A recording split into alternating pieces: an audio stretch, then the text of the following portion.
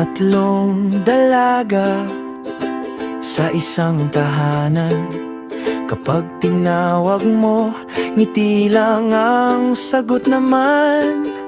Tahimik kung minsan, parang walang pakialam.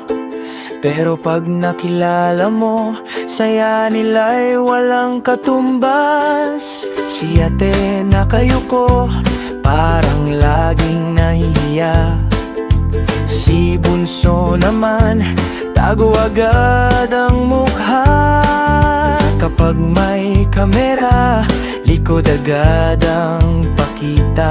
Pero sa puso nila, kabutihan ang dala. Hindi man maingay, hindi man pala salita, sila'y espesyal sa mata ng madla. Dahan-dahan lang, unti-unting lumalabas ang tunay na kulay na nagbibigay ng galak. O Tres Marias, bakit sobrang mahiyain? Parang may sikreto na ayaw pang aminin. Pero kapag ngumiti, mundo'y gumagaan.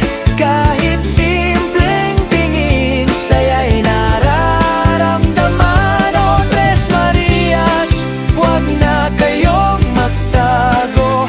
Marami nang natuwa sa inyo. Kahit nahihiya, kayo'y bida pa rin.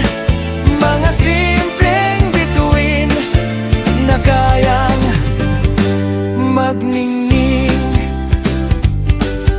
Kapag may bisita, takbuhan ng eksena. Parang may paligsahan ng pagtatago sa sala. Ngunit sa pagtulong, sila'y nangunguna. Kabutihan nila'y tunay at walang kapalit na drama. Minsan ay tahimik, minsan ay natatawa. Kapag nagbibiruan, kulang ang isang tasa. Dahil sa kanilang simpleng samahan, maraming puso ang napapasaya. Hindi kailangang maging sikat o maangas para mapansin ng lahat ang kababaang loob at pusong totoo. Yan ang yaman na dala ninyo. O Tres Marias, tuloy lang sa pangarap. Kahit nahihiya, huwag bibitiw sa paglakad.